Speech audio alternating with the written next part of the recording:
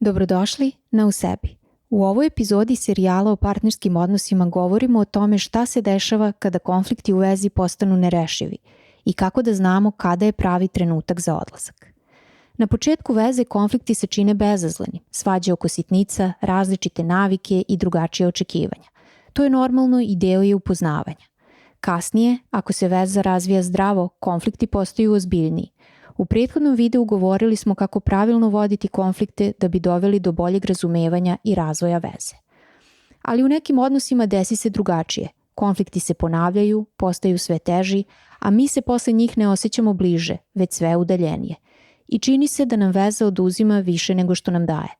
To je trenutak kada prvi put ozbiljno postavimo pitanje, da li da ostanem ili da odem. Nijedna veza nije savršena, ali postoje jasni signali da odnos prelazi granicu i postaje nezdrav. Stalni osjećaj straha i napetosti, ako se pitamo šta će sada reći, kako će reagovati, ako je u vezi više straha nego sigurnosti, to je ozbiljan alarm. Kada partner određuje s kim se viđamo, kako se oblačimo ili nas krivi za svoje emocije. Kada više ne prepoznajemo ko smo van veze, kada se naše želje, hobiji i snovi gase jer stalno ugađamo partneru.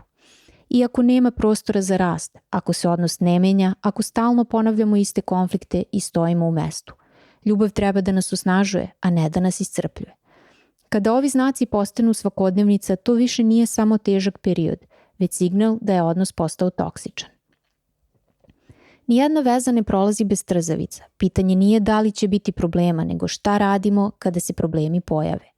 Ako i dalje postoji međusobno poštovanje i želja da se radi na odnosu, vredi ostati. To znači da oboje preuzimamo odgovornost, da smo spremni da razgovaramo iskreno i da tražimo pomoć ako je potrebno, kroz savjetovanje ili terapiju.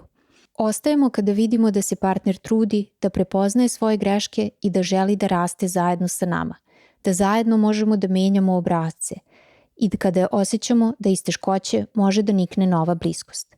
Ali postoje trenuci kada ostanak više nije opcija. To je onda kada sve ostaje isto, bez obzira na razgovore, obećanja i pokušaje. Ako partner ne preuzima odgovornost, ako se obrasci ponavljaju i ako se mi osjećamo sve iscrpljenije, tada odlazak postaje najzdraviji izbor.